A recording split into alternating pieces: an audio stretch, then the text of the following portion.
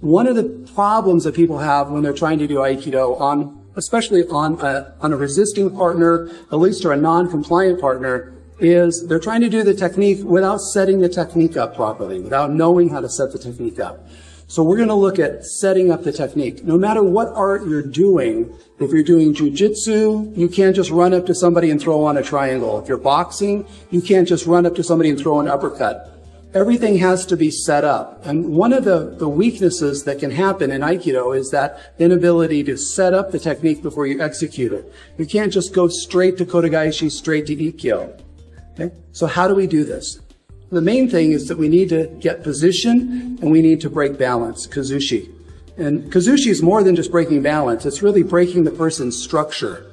And there are many different levels of how you're breaking their structure while you're doing the technique.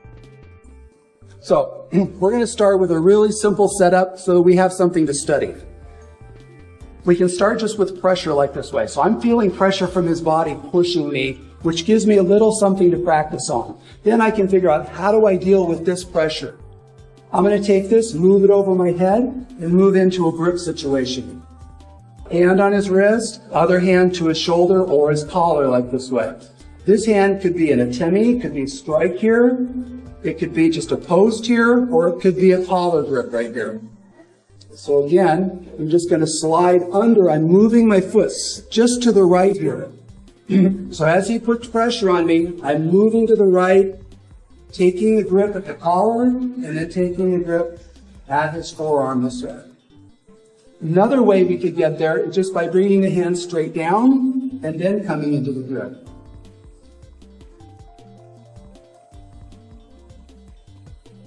Sometimes if I bring my hand across, he might block my hand here because he doesn't want me to put my hand on the grip. So I'm coming in here, but he's blocking my hand. When you feel that happen, just draw his hand down, come back up inside, and re-grip.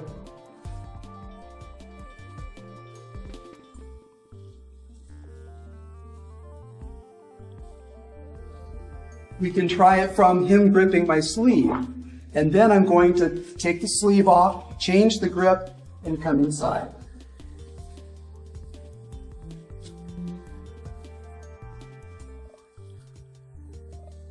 He blocks my hand. Side to side. A good grip is going to be up high on the collar. That's where you can take the balance of the other person. I can break his balance, break his alignment much better from here than I can with a low collar grip. He's much stronger here. I'm going to try to slide in up high at his shoulder level, right into the side of his neck. Here I come in, I hit the head, I move his hand over, then I can get inside. I come in this way, I come over the top, then I come underneath and get his hand this way. Now we can go back to grabbing the sleeve. I can take his sleeve off, then get in this position. I want to be able to control this hand and his body from here. If I'm not controlling this hand right down here, if I just come in like this way, he can come into me. He can also turn inside. So you turn inside. Now I'm in trouble. Okay? So the purpose of controlling this hand here is to keep him from turning inside on me and allowing that to happen. So I need to control that side of his body and this side of his body at the same time. I'm creating pressure on him. If he goes back and he lets me come in, I can then go in for inside sweep this way. I can go in for the Kotegaeshi. So if he moves his foot, I can come inside this foot here. So I should be able to continue the pressure on you if you let your body move back. We're going to move to the side here and draw our heel behind. Okay, so my feet are a little bit close together. That way I'm able to move forward at him. And also I'm able to move back. So I've got this small stance right here, which allows me to move in or draw back. So taking somebody's balance or breaking their structure is like a sort of a split-second deal. If you push somebody, they're going to naturally try to regain their balance. If I push him here, he naturally comes back like this way. So only people get overly conditioned to take ukemi, then they sort of like stay there for you to do the technique. But a natural human being is just going to go like that way. It's going to go, I don't think so. So he's going to be immediately back at me. So to take his balance, I need to apply some pressure into him, but then feel that balance come back toward me. To feel his pressure back toward me like that way. Also, if I pull him toward me, he's going to want to not go toward me, right? So he's going to naturally have a moment of resistance. That's what I'm going to feed off of. So right here, if I push back, he naturally will want to push forward. That's when I can get on the back. If you ever try to get behind someone in a technique, like I'm trying to do right now, it's really difficult just to go behind them. So what we're going to try is, I'm going to try to get behind him. He's not going to let me, okay? I'm just going to put his hand up. I'm going to try as best as I can to like get under here and move around. It's just impossible to get behind someone, especially if they're experienced and they don't want you behind them. So no experienced martial artist is just going to let you take their back. The way that you take somebody's back is first by going to the front. So the way to the back is through the front. The way I can get to his back is by creating this pressure and then feeding him in that direction. So if you create some pressure in this direction, I can then go to the back this way. But if I just tried to go just to the back, he would not let me go to the back. I have to create pressure into the front, and then I can take it back. So we're creating pressure backward on him, and then using that pressure to guide him forward in this new direction, like this way. Okay? So back to our original practice, I'm going to move to the front. I've set it up here. I've created some pressure on him. He either responds to the pressure or not. If I feel pressure back on this way, that's the time I can cut over and move into my second position. So we're going to study some things around getting to Kotegaeshi. In traditional Aikido, this might be like a Shomenuchi Kotegaeshi, where he comes in like this way, and I cut over and take Kotegaeshi and throw from here. Sometimes you'll see this happen. People will go Shomenuchi, and you'll see the person try to take this way. It's the same problem. If he doesn't want me behind him, he's not going to let me get behind him. And I'm going to end up out here trying to crank on a Kotegaeshi, but being in really bad position to do it.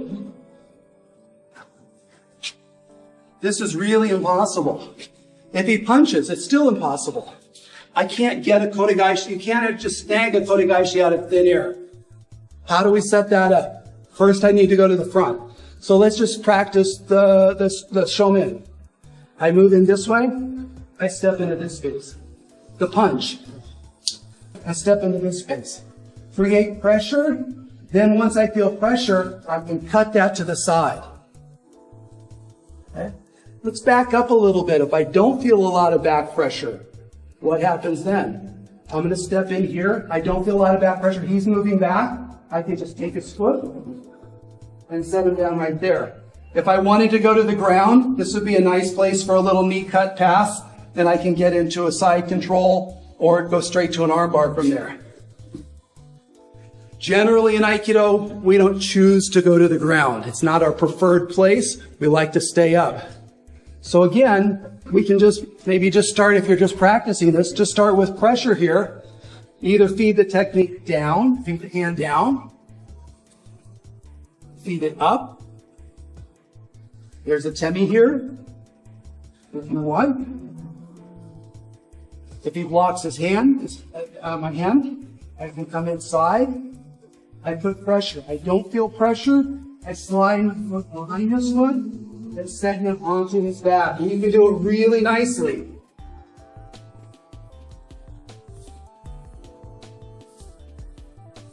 Pressure back. Put behind his. Nice and set him down. He might move his front foot.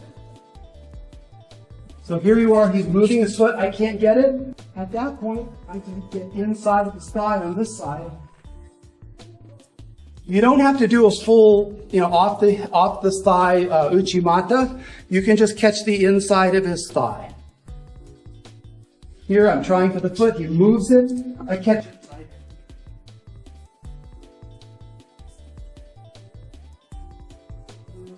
He moves his foot. Continue driving his shoulders forward as you step in and move inside his thigh.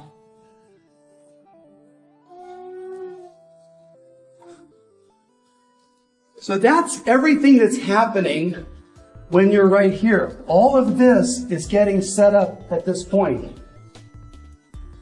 There are more options that you can do in that direction, but we're not going to take a lot of time to do that right now. What we want to do is get to where we can do Kotegaeshi. If you're putting pressure on him here and you feel pressure back, now is your opportunity to get to his back. So I'm pushing him, he's pushing back. I'm going to cut over the top and put his hand in front of me. This hand position here is key. I have my hand on his elbow and I have my hand underneath his wrist like this way. And I'm bringing his arm up. One of the main things we want to do with his arm is we want to keep him from pulling his arm back to his side this way. If you're trying to do Kotegaeshi and he pulls his elbow back, you're going to have a tough time. You're going to be struggling and fighting for the Kotegaeshi that way. It's probably best if you lose the Kotegaeshi and he pulls it back like this way to just regroup. Don't stand here and try to fight for the Kotegaeshi, because while you're fighting for this, he's clubbing you with his other hand. So I don't want to get in here. I might get punched in the side of the hip. Boom. Yeah, that's not a good thing to do. So once you lose a technique, just reset. And way too many times I could have people get in a struggle fighting over things and then like, oh, I could have hurt him. And then, so very dangerous. Once we move to this side over here, I create pressure. I feed him to the front. I've got my hand on his elbow here, monitoring it and drawing everything out this way. Okay? Ideally, what I should be able to do is go directly to the Kotegaeshi from here. So in the best world, this is what would happen.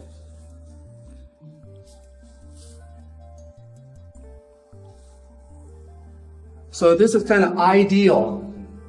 Here, cut to the side.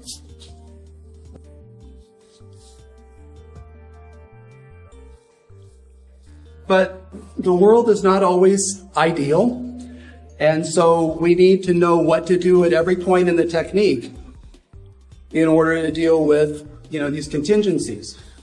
So here he is creating pressure. I've got the pressure I need. If I don't feel that pressure, if he's just there neutral or back a little bit, and I try to cut behind, he's going to step back and not allow me to get that technique.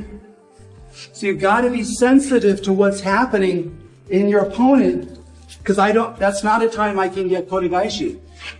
I need to feel pressure here. Then I can cut him into that. So you have to take a moment to set this up. Feel some pressure, then feed it to the front. I'm facing straight onto his hand right this way. Okay? Now, his instinct is going to be to try to withdraw his hand. He doesn't want to get Kotegaeshi. So he's going to try to pull everything back, just like in you're doing jiu-jitsu on the ground. You're bringing everything in here in order to not allow anybody to get underhooks on you. And it's the same standing. He doesn't want for me to control this space inside here. So he's going to be pulling his hand back this way. So a couple of things will happen here. This hand here, I should be sensitive to that elbow movement like that way. If he pulls it back, I'm going to feel that immediately. That's why this hand is here. This hand is here in order to draw it up and out. If I have his hand down, I'm open to his cross strike. I'm going to have it up and out like this way. If his hand starts to draw back, I'm not going to allow his elbow to reach his side. I'm going to bring it out to the side. So that's why this hand is here. It's drawing him forward, but if he manages to pull back, I'm going to pull toward me and change that. Now I have Sankyo this way.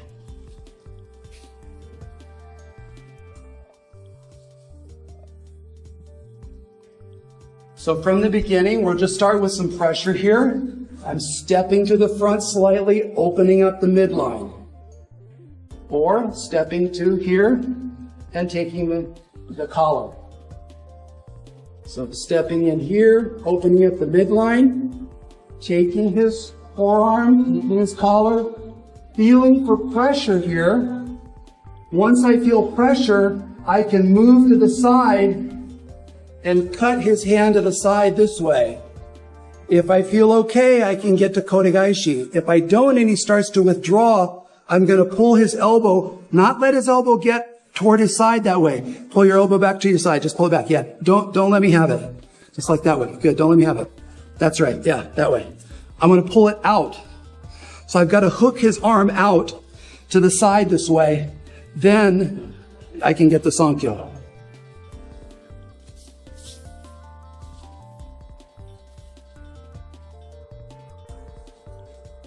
So from the beginning, setting up, do I feel pressure? No pressure? Inside, okay? So we do the Kouchigai. Okay? Kouchigai. He moves his foot inside the thigh. If you get inside the thigh, there's also a possibility that he can escape that. Now I can reach inside here for the ankle pick.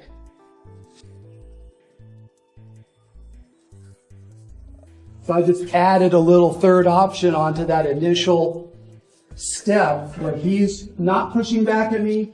I hook the inside, he escapes. I go for the Uchimata, he escapes. This foot goes directly behind his ankle. I keep the pressure going back like this way and just pick his foot up. Then let him down really nicely. Knee cut pass.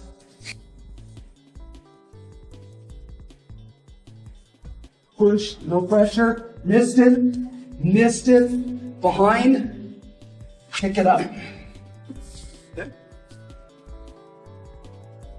If he pushes back, I feel pressure. Great. Cut to the side. Kotegaeshi. Great. There we are. Where do we do a Kotegaeshi from? I get Kotegaeshi here. I don't want to step forward. If I slip and I lose the Kotegaeshi, I'm open on the side here. He's flanked me. So it's important when you apply the Kotegaeshi not to step forward into that throw. When I do Kotegaeshi, I want to be just in a little straddle stance, a little horse stance right this way, so that I can reach here, but he can't reach me. That's the situation I want, because if this hand slips away and he rushes at me, I want to make sure that I'm covering that distance here and that he can't reach me. So here's Kotegaeshi. Oh, I missed it. Here's Kotegaeshi.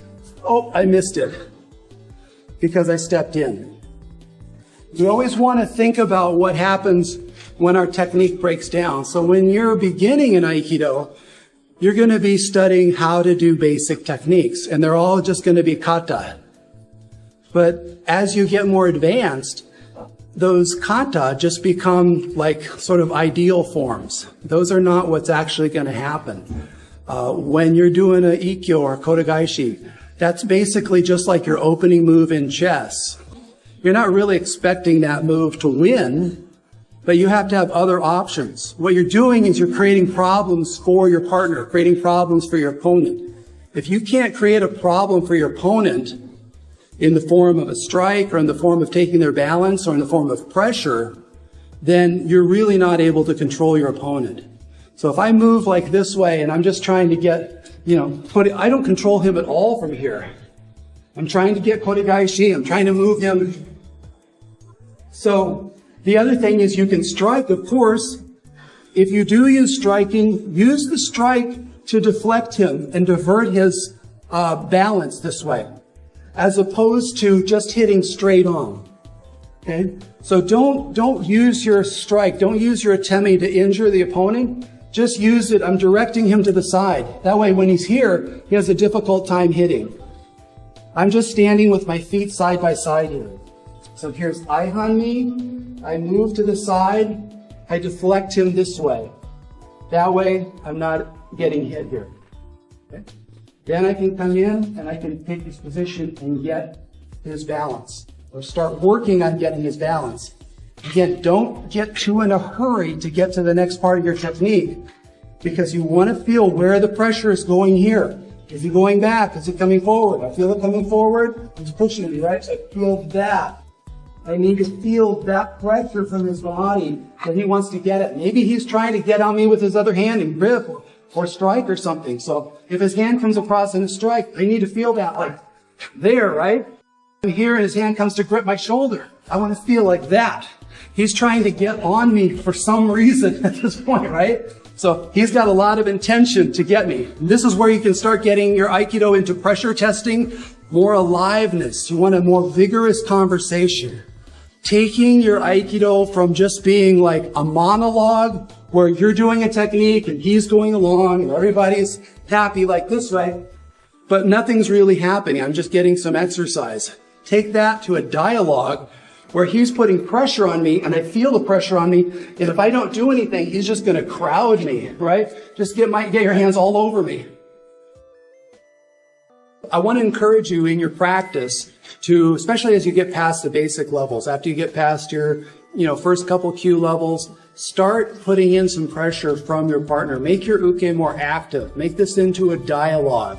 So if I'm pushing on my partner, he's doing the same move we were doing, right? He's going to come inside, but he doesn't quite do anything. I'm going to start putting hands on him. I'm going to start making him feel the pressure from my body. Because if I have my hand on him, he's also able to get hit. You don't have to hit your partner, but I want you to put some pressure from there. So what he's going to do is he's going to start posting on here. So now he's controlling that distance. Okay? Now he's going to start feeling pressure. And when he feels pressure from me, he's able to sweep it past and get to the side. Okay? So you're going to work your practice this way, giving your uke more and more freedom to be able to move, defend, and then ultimately to counter what it is that you're doing. So that's it for today. Have a good practice.